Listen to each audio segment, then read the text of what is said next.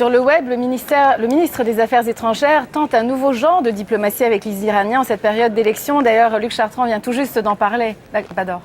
Oui, c'est ça, il vient d'en parler, mais je vais vous donner plus de détails parce que c'est un nouveau genre de diplomatie assez original. Le ministère des Affaires étrangères du Canada le qualifie de diplomatie directe, c'est-à-dire en s'adressant directement aux citoyens en Iran. Ici, à un site qui a été mis en ligne par l'Université de Toronto. Et vous pouvez voir, ils ont mis en ligne une carte de l'Iran et ils appellent en fait les citoyens directement en Iran à leur transmettre des informations s'il y a des cas de fraude électorale, par exemple, ou s'ils ont eu des difficultés pour aller voter pour le candidat de leur choix. Vous pouvez voir, il y a une petite dizaine, quinzaine de points d'informations qui leur ont été transmises et le site précise que les Iraniens peuvent transmettre l'information de manière tout à fait anonyme. Vous savez que l'Internet est très surveillé par le gouvernement iranien, surtout en cette période d'élection. Et si vous allez sur le compte Twitter du ministère des Affaires étrangères, vous pouvez voir ici, c'est écrit en farsi. Non, il n'a pas été piraté, le compte Twitter.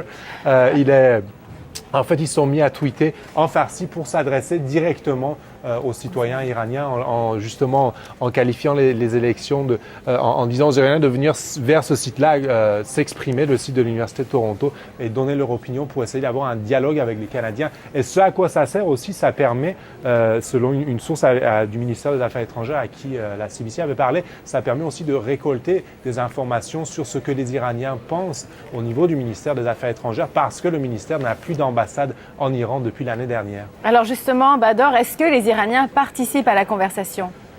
C'est difficile à savoir pour l'instant, mais par exemple, le dernier tweet en farsi du ministère des Affaires étrangères, eh bien, il a été retweeté par personne, donc pas très participatif, mais on ne sait jamais, ça peut quand même marcher à plus long terme. Par exemple, la BBC, ils ont depuis plusieurs décennies maintenant un média plus traditionnel pour s'adresser aux Iraniens. C'est le site de la BBC en farsi.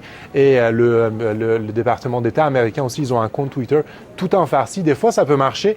Le ministère canadien des Affaires étrangères, ils ont un compte de l'équivalent de Twitter en chinois et l'ambassadeur canadien l'année dernière avait tweeté une photo de sa voiture, une voiture plutôt modeste, et les Chinois en avaient beaucoup discuté, avaient beaucoup apprécié ce tweet-là. Pourquoi? Parce que en Chine, les hauts fonctionnaires, il y a quelques problèmes de corruption et ils roulent dans des grosses cylindrées, souvent allemandes, et eux, ils avaient apprécié la modestie puis la simplicité de l'ambassadeur canadien. Très bien, merci beaucoup Bador. Merci, au revoir. Au revoir.